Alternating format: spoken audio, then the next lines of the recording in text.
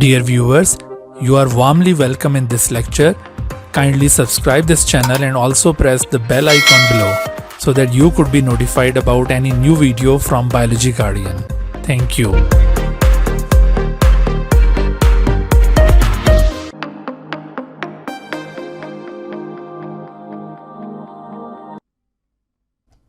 बिस्मिल्लाहिर्रहमानिर्रहीम। रब्बिश्रह ली सदरी व यस्सिर ली अमरी वहलुल उक़दतम मिन लिसानी यफ़क़हू क़ौली। Assalamu alaikum dear students. Welcome in lecture number 3 of chapter 13 of NBF Biology 11. And today we are going to discuss the role of inflammatory response in second line of defense. Dear students, आज के lecture के जो हमारे learning objectives हैं, जिन topics को हमने आज के लेक्चर में कवर करना है, उनमें हम बात करेंगे what is inflammation and what are the causes and science of inflammation, what are the types of inflammation and what is the mechanism और role of inflammatory response in second line of defence. Students, आपको याद होगा कि हमने पिछले lecture के अंदर first line of defence में रोल ऑफ एक्सटर्नल बैरियर्स को डिटेल के साथ डिस्कस किया था। फर्स्ट लाइन ऑफ डिफेंस के बाद हमारी जो सेकंड लाइन ऑफ डिफेंस है वो मुख्तलिफ कंपोनेंट्स पर मुश्तमिल है। फर्स्ट लाइन ऑफ डिफेंस की तरह सेकंड लाइन ऑफ डिफेंस भी एक नॉन स्पेसिफिक डिफेंस कहलाता है। आपको जैसे आप फर्स्ट लाइन ऑफ डिफेंस में ये रीज़न बताया था कि चूँकि फर्स्ट लाइन ऑफ डिफेंस भी ओवरऑल तमाम किस्म के फॉरेन पार्टिकल्स के अगेंस्ट डिफेंस प्रोवाइड करता है, बिल्कुल इसी तरह से सेकंड लाइन ऑफ डिफेंस भी चूँकि ओवरऑल तमाम किस्म के फॉरेन पार्टिकल्स या फॉरेन इन्वेडर्स के अगेंस्ट हमें डिफेंस प्रोवाइड करता है। इसमें कोई ख़ास किस्म का मेजर किसी ख़ास किस्म के फॉरेन इन्वेडर के लिए इस्तेमाल नहीं होगा, इसी वजह से इसको नॉन स्पेसिफिक डिफेंस कहा जाता है। तो यहाँ पर भी ये रीजनिंग हो सकती है कि why second line of defence is also known as non specific defence. तो उसमें आपने रीज़न यही कोड करना है कि since the second line of defence does not involve specifically to a particular kind of foreign invader, therefore it is generally refer to as non specific defence. Second line of defence ये किस तरह से non specific defence के तौर पर act करता है, इसको अभी हम आगे डिटेल के साथ डिस्कस करेंगे। याद रखिए कि second line of defence overall 4 मुख्तलिफ कंपोनेंट्स पर मुश्तमिल है। इसकी अगर हम कंपोजिशन देखें तो इसमें आपको एक इन्फ्लेमेटरी रिस्पॉन्स नज़र आएगा, ये इसका एक कंपोनेंट है सेकेंड लाइन ऑफ डिफेंस का। इसके अलावा इसका दूसरा component phagocytic cells and natural killer cells, ये भी सेकेंड लाइन ऑफ डिफेंस में एक इम्पॉर्टेंट कंपोनेंट की हैसियत रखता है। फिर इसी तरह से हम सेकेंड लाइन ऑफ डिफेंस के अंदर role of some protective proteins discuss करेंगे और ये प्रोटेक्टिव प्रोटीन्स कॉम्प्लीमेंट सिस्टम कहलाती हैं। तो इनका क्या रोल होता है सेकेंड लाइन ऑफ डिफेंस के अंदर, ये बात भी हम डिस्कस करेंगे। और फिर आगे चलकर आपको टेम्परेचर रिस्पॉन्स भी सेकेंड लाइन ऑफ डिफेंस में इन्वॉल्व होता हुआ नज़र आएगा। तो second line of defence overall in 4 components पर मुश्तमिल है। लेकिन जैसा कि अभी आपको बताया गया था कि ये लेक्चर हमारा सिर्फ इन्फ्लेमेटरी रिस्पॉन्स तक कन्फाइंड रहेगा, तो आने वाले मज़ीद लेक्चर्स के अंदर हम 1 बाय 1 फिर बकाया जो कंपोनेंट्स हैं सेकेंड लाइन ऑफ डिफेंस के, उनके रोल्स को डिटेल के साथ ऑब्जर्व करेंगे। तो आज के इस लेक्चर में हम इन्फ्लेमेटरी रिस्पॉन्स के बारे में फर्दर डिटेल के साथ डिस्कस करते हैं कि सेकेंड लाइन ऑफ डिफेंस में इन्फ्लेमेटरी रिस्पॉन्स कैसे इन्वॉल्व होता है और किस तरह से ये एक नॉन स्पेसिफिक डिफेंस के तौर पर एक्ट कर रहा है। इस सिलसिले में सबसे पहली चीज़ हमने जो ऑब्जर्व करनी है इन्फ्लेमेटरी रिस्पॉन्स में वो है इन्फ्लेमेशन। देखिए, इन्फ्लेमेशन क्या होती है कि किसी जगह पर जहाँ कोई इस तरह से, जैसे आपको इस डायग्राम में नज़र आ रहा है कि एक पिन स्किन को इस तरह से प्रिक कर गई है, स्किन के अंदर ये पिन पेनिट्रेट हो गई है, या फिर हो सकता है कि किसी और चीज़ की वजह से यहाँ पर स्किन में किसी किस्म का डैमेज आया हुआ हो। तो हमारे बॉडी का वो हिस्सा जो किसी किस्म के डैमेज का शिकार हुआ होता है ना, उसे कहते हैं साइट ऑफ इंसल्ट। तो ये दरअसल साइट ऑफ इंसल्ट है, साइट ऑफ इंसल्ट। तो ये जो साइट ऑफ इंसल्ट होती है जहाँ पर एक्चुअली डैमेज परफॉर्म हुआ है, तो इस साइट ऑफ इंसल्ट वाली जगह पर जो सेल्स यहाँ पर इस डैमेज का शिकार हुए होते हैं वो सेल्स फौरन से चीखो पुकार शुरू कर देते हैं। दरअसल इनकी ये जो चीखो पुकार है ये कुछ मॉलिक्यूलर सिग्नल्स पर मुश्तमिल होती है, और ये मॉलिक्यूलर सिग्नल्स या केमिकल सिग्नल्स जिसको हम चीखो पुकार कह रहे हैं इन सेल्स की, ये दरअसल हिस्टामिन कंपाउंड्स हैं। These are actually histamine compounds. तो ये मॉलिक्यूलर सिग्नल्स दरअसल हिस्टामिन कंपाउंड्स होते हैं, और ये हिस्टामिन इनिशियली कहाँ से सिक्रीट हुए हैं? हिस्टामिन आप याद रखिए कि ये मुख्तलिफ जगहों से सिक्रीट होते हैं। तो इनिशियली जब भी किसी जगह पर इस तरह से कोई डैमेज आए तो वहाँ पर मौजूद बॉडी के सेल्स हिस्टामिन सिक्रीट करना शुरू कर देते हैं। These are called chemical signals, या इसको आम लफ्ज़ों में हम कह रहे हैं कि वो सेल्स जो इस तरह से इस डैमेज का शिकार हुए थे वो चीखना शुरू हो गए। तो उनकी ये चीखें हिस्टामिन की शक्ल में ये फ़ौरन यहाँ से रिलीज़ होंगी, और उस एरिया के अंदर मौजूद ब्लड वेसल्स में ये हिस्टामिन डायलिटेशन कॉज करेंगी। वहाँ पर जो ब्लड वेसल्स उस एरिया के अंदर मौजूद होती हैं वो हिस्टामिन के अंडर इन्फ्लुएंस डायलेट कर जाती हैं, यानी वेजो डायलेशन एक्टिविटी यहाँ पर परफॉर्म होगी। वेजो डायलेशन, आप जानते हैं वेजो डायलेशन का मतलब क्या है? The expansion in the blood vessels.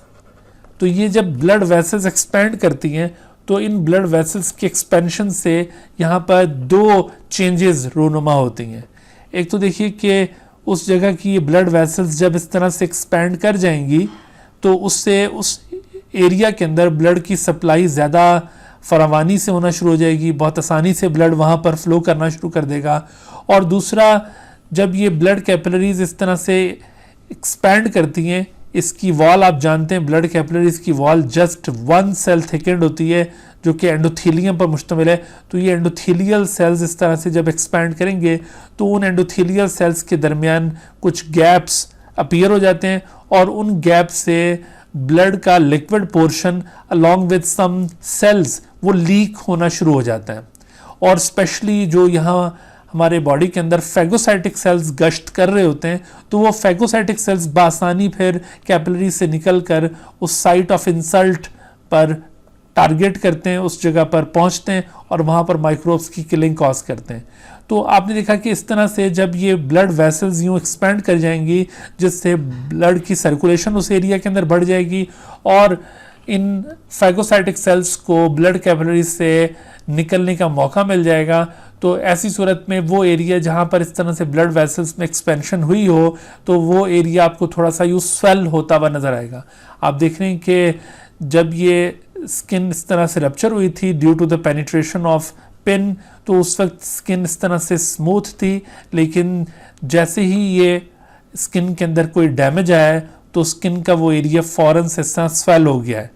तो ये जो स्वेलिंग यहाँ पर डेवलप हुई है, अगरचे ये स्वेलिंग बाद में फिर ख़त्म होना शुरू हो जाती है जैसे जैसे माइक्रोबियल इन्फेक्शन को यहाँ पर कवर अप किया जाएगा तो ये स्वेलिंग ऑटोमेटिकली ख़त्म हो जाएगी। लेकिन इस स्वेलिंग का यहाँ पर एक बड़ा इंपॉर्टेंट रोल है और उसी रोल को हमने यहाँ पर डिस्कस करना है।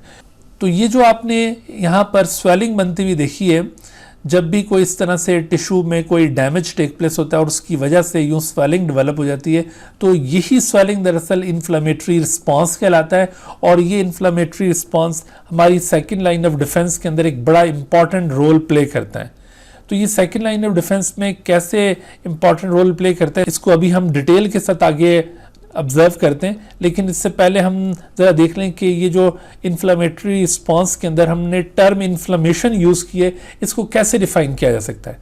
तो टर्म इन्फ्लेमेशन उसको आप डिफ़ाइन करेंगे कि स्वेलिंग या फिर इसको जैसे मैंने कहा कि inflammation of a particular body part of the, ये हो सकता है कि किसी एक पर्टिकुलर बॉडी पार्ट में हो या फिर सम टाइम पूरी बॉडी में भी ये फैल सकती है स्वेलिंग।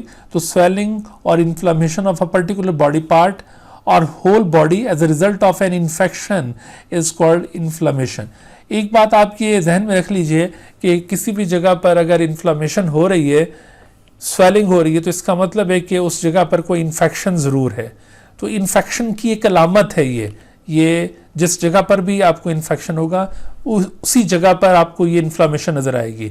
और अगर ये इन्फ्लामेशन पूरी बॉडी में फैल जाती है तो इसका मतलब है कि वो इन्फेक्शन कोई बहुत ही ज़्यादा सिवियर इन्फेक्शन है जो पूरी बॉडी के अंदर फैल गया है। तो इस तरह ये स्वेलिंग किसी पर्टिकुलर बॉडी पार्ट की या पूरी बॉडी की किसी इन्फेक्शन के रिस्पांस में इस स्वेलिंग को दरअसल इन्फ्लामेशन कहा जाएगा और इसी स्वेलिंग के डेवलप होने को इन्फ्लामेटरी रिस्पांस कहा जाता है। तो इस तरह से आप इन्फ्लामेटरी रिस्पांस को डिफाइन कर सकते हैं। अच्छा, इन्फ्लामेशन होती कैसे है, इसका कॉज क्या होगा? तो जैसे अभी आपको यहाँ पे डायग्राम में दिखाया कि हो सकता है कि किसी पिन की वजह से टिश्यू में डैमेज आया हो या फिर किसी और वजह से टिश्यू के अंदर कोई डैमेज आया है, तो हमेशा जो टिश्यू डैमेज है वो इन्फ्लेमेशन का सबब बनता है। तो उसमें कोई इन्फेक्शियस माइक्रो ऑर्गेनिज्म की वजह से भी ये टिश्यू डैमेज हो सकता है या फिर इसके अलावा जैसे कोई फिजिकल इंजरी भी हो सकती है किसी पर्टिकुलर एरिया के अंदर, उस फिजिकल इंजरी की वजह से वहाँ पर इस तरह इन्फ्लामेशन डेवलप हो जाए या फिर हो सकता है कि कोई स्क्रैच हल्का सा लग जाए तो उसकी वजह से वो जगह इन्फ्लेम कर जाए, और या फिर कोई हो सकता है कि इंसेक्ट बाइट कर ले। जैसे आमतौर पर आप देखते हैं कि कोई इंसेक्ट किसी जगह पर बाइट कर जाए तो उसके टॉक्सिन की वजह से वहाँ पर इन्फ्लामेशन डेवलप हो जाती है। सो ये वो डिफरेंट फैक्टर्स हो सकते हैं जो इन्फ्लामेशन कॉज करने में इन्वॉल्व होते हैं। अच्छा, जहाँ तक वर्ड इन्फ्लामेशन का ताल्लुक है तो इन्फ्लामेशन वर्ड फ्लेम से निकला है और इसका मतलब है सेटिंग ऑन फायर, यानी किसी जगह पर यूं आग लगा देना। तो दरअसल होता भी इस तरह से है कि जिस जगह पर इन्फ्लामेशन होगी वहाँ पर ऐसा महसूस होता है जैसे कोई आग जल रही हो, यानी ऐसे बर्निंग सी सेंसेशन होती है। आप इन्फ्लामेशन को इस तरह से पहचान सकते हैं। इसके अगर हम साइंस देखें इन्फ्लामेशन के तो इसमें जो क्लासिकल साइंस आपको इन्फ्लामेशन में नज़र आएंगे, उन साइंस में सबसे पहली चीज़ तो ये है कि वो जो इन्फ्लेम्ड एरिया होगा वो थोड़ा सा हीट अप हो जाएगा, उसका टेम्परेचर राइज कर जाएगा।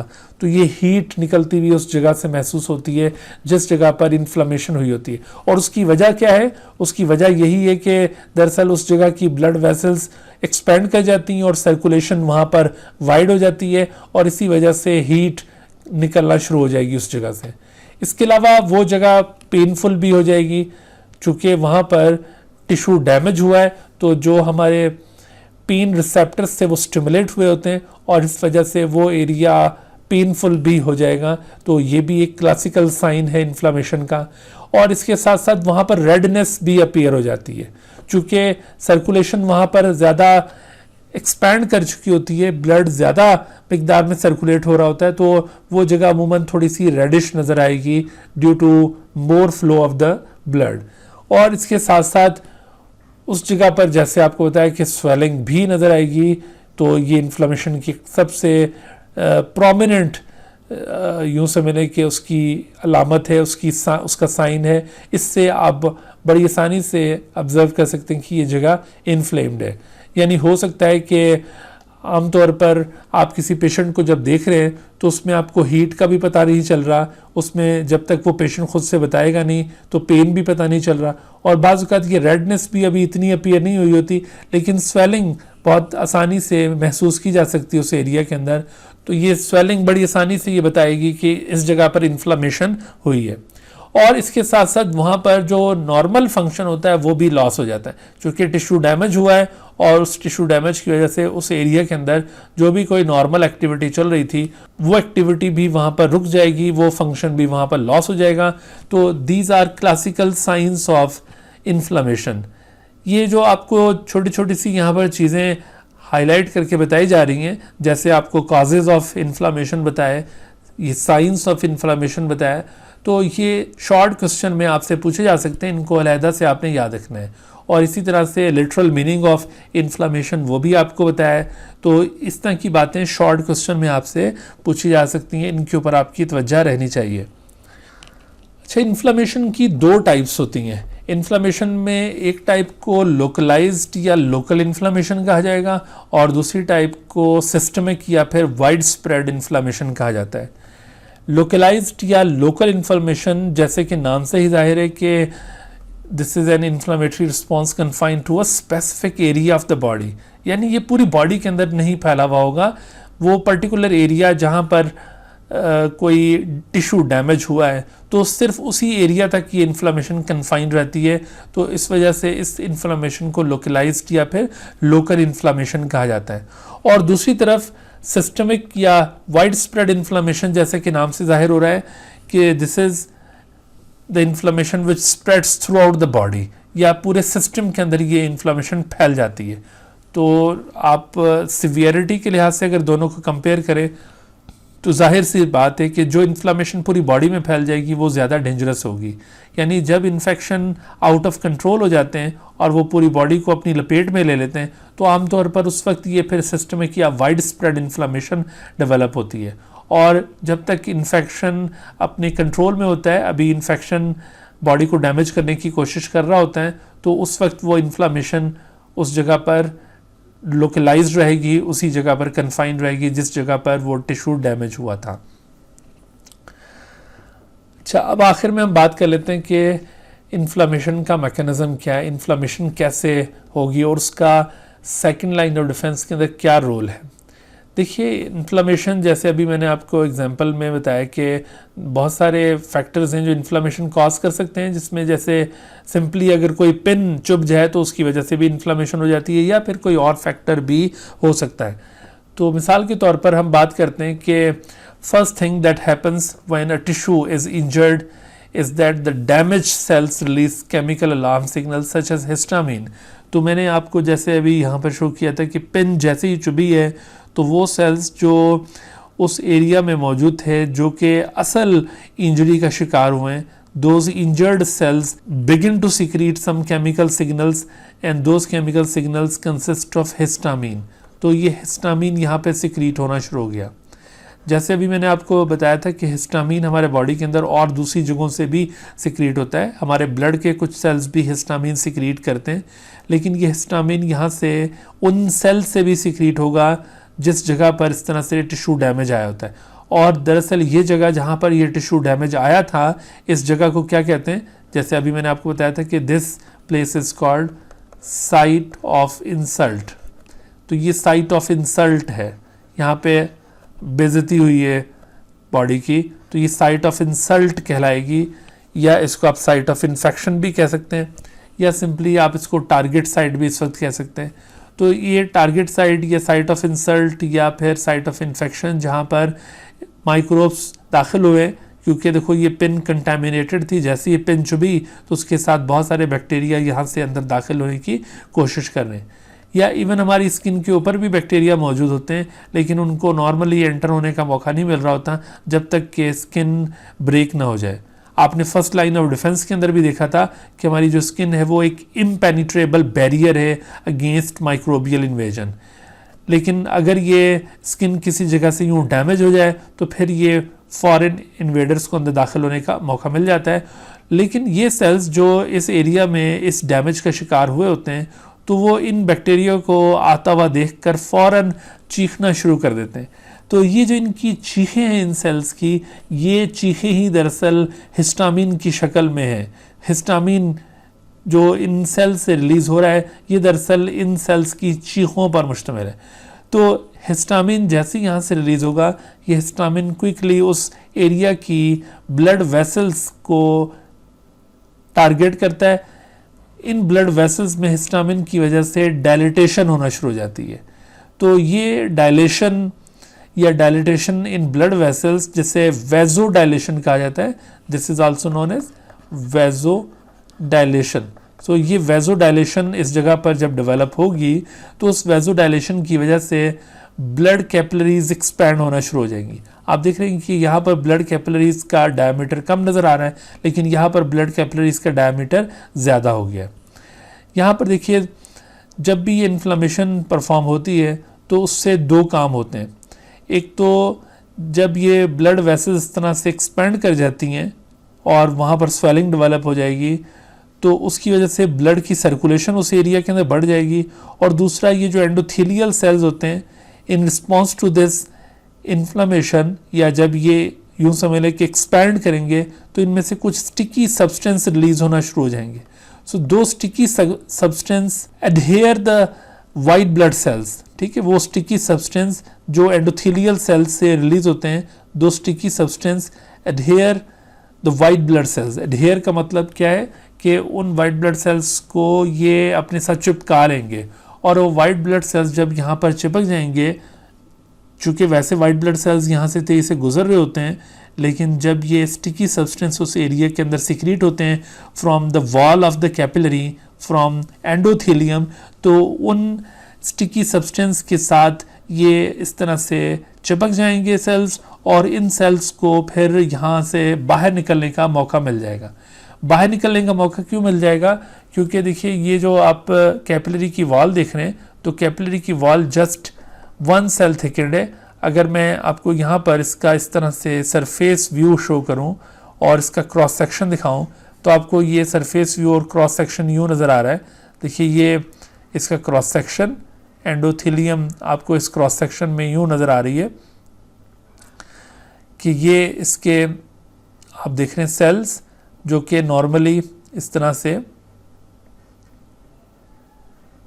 एक दूसरे के साथ कॉम्पैक्टली पैक्ड हैं। ये अंदर का ल्यूमेन, और ये आप इन सेल्स को देख रहे हैं, और ये सेल्स ऊपर सरफेस व्यू से ये सेल्स यूं दिखाई दे रहे हैं। आप देखें इन सेल्स के दरमियान छोटी छोटी सी स्पेसेस मौजूद हैं, बट ये स्पेसेस कोई बहुत ज़्यादा वाइड स्पेसेस नहीं है कि यहाँ से बासानी चीज़ें निकल सकें। हालांकि निकलती हैं चीज़ें, लेकिन ये बहुत ज़्यादा वाइड नहीं है। लेकिन जब ये वैसोडाइलेशन होगी और ऐसी सूरत में ये सेल्स स्ट्रेच करेंगे, तो सेल्स के स्ट्रेच करने से ये जो स्पेसेस हैं यहाँ पर ये वाइडन हो जाती हैं, और जब ये स्पेसेस यहाँ पर वाइडन हो जाएंगी तो इन स्पेसेस से फिर वाइट ब्लड सेल्स जो हमारी सर्कुलेशन के अंदर गश्त कर रहे होते हैं, हमारी सर्कुलेशन में फ्लो कर रहे होते हैं, ये वाइट ब्लड सेल्स यहाँ पर पहले तो अडहेयर हो जाते हैं इन स्टिकी सब्सटेंसेस के साथ, और फिर ये मौका पाकर इन छोटी छोटी स्पेसेस से ये बाहर निकल आते हैं और टिश्यू की इंटरसेलुलर स्पेस में ये जमा होना शुरू हो जाते हैं। तो आपने देखा कि इन्फ्लामेशन की वजह से ये जो ब्लड वेसल्स एक्सपैंड हुई हैं, जिसकी वजह से ये स्वेलिंग भी डेवलप हुई, उसकी वजह से 2 फ़ायदे हुए। एक तो सर्कुलेशन यहाँ पर बढ़ गई, और दूसरा वाइट ब्लड सेल्स को यहाँ पे रुकने का मौका मिला स्टिकी सब्सटेंस सिक्रीट होने से, और वाइट ब्लड सेल्स बासानी यहाँ से बाहर निकलना शुरू हो गए ताकि वो इन माइक्रोब्स को अंदर आने से रोकें, इन माइक्रोबियल इन्वेजन को यहाँ पे ब्लॉक करें। तो आपने देखा कि इन्फ्लामेशन चूँकि यहाँ पर एक डिफेंस रिस्पांस के तौर पर एक्ट कर रहा है, ये इन्फ्लामेशन का प्रोसेस यहाँ पर एक डिफेंस रिस्पांस के तौर पर एक्ट कर रहा है, तो इसी वजह से इस इन्फ्लामेटरी रिस्पांस को सेकेंड लाइन ऑफ डिफेंस का एक कंपोनेंट कंसिडर किया गया है। और इसको सेकेंड लाइन ऑफ डिफेंस में रखने की वजह क्या है? क्यों inflammatory response second line of defence में, ये फर्स्ट लाइन ऑफ डिफेंस में क्यों नहीं है, या फिर ये इसको थर्ड लाइन ऑफ डिफेंस में हम क्यों नहीं कंसिडर कर रहे? तो उसकी वजह दरअसल ये है कि इसमें आप देख रहे हैं कि ओवरऑल जो डिफरेंट काइंड के माइक्रोब्स हैं उनको ब्लॉक करने की कोशिश की जा रही है इस इन्फ्लामेशन की वजह से। यहाँ पर ऐसा नहीं है कि कोई टारगेटेड ऑपरेशन किया जाए, किसी ख़ास किस्म के माइक्रोब को रोकने की कोशिश की जाए, ऐसा हरगिज़ नहीं है। तो चूँकि ये ओवरऑल डिफरेंट काइंड के माइक्रोब्स को रोकने के लिए एक मेजर है, इस वजह से एक नॉन स्पेसिफिक डिफेंस है। ठीक है, तो आपने देखा कि इन्फ्लामेशन में सबसे पहला जो इवेंट यहाँ पर take place होगा, the first thing that happened when a tissue is injured is that the damaged cells release chemical alarm signals such as histamine। और ये हिस्टामिन क्या कर रहे थे? हिस्टामिन का आपने फर्दर रोल देखा। ये केमिकल सिग्नल्स जिनको हिस्टामिन कहा जाता है, ये वहाँ पर जो नेबरिंग ब्लड वेसल्स होंगी उनको डायलेट करेंगे, और उनकी डायलिटेशन से वहाँ पर लीकिंग ज़्यादा बढ़ जाएगी, ब्लड की सर्कुलेशन इंक्रीज हो जाती है और वहाँ पर लीकिंग बढ़ जाती है, और ब्लड का लिक्विड पार्ट और उसके साथ साथ ये ब्लड के सेल्स बाहर निकल कर यहाँ पे जमा होना शुरू हो जाते हैं। उसके अलावा आप देखिए कि blood supply to the damage area increases. आपने नोट किया कि जैसे ब्लड वेसल्स यहाँ पर एक्सपैंड हुई हैं तो ब्लड सप्लाई भी वहाँ पर इंक्रीज हो गई है।